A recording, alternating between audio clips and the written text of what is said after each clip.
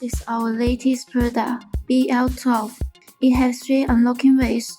The first one is fingerprint unlock.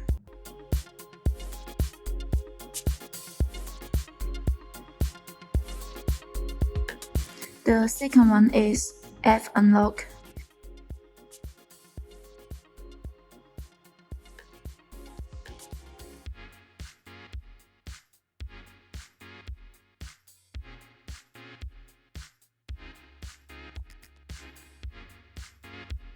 The third one is mechanical key unlock.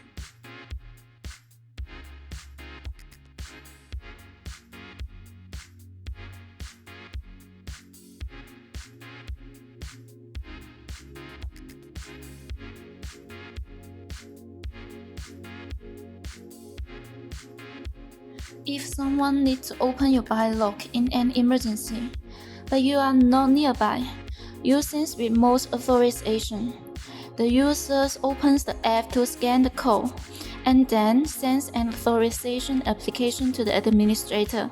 After agreeing, the users can directly obtain the electronic key to unlock.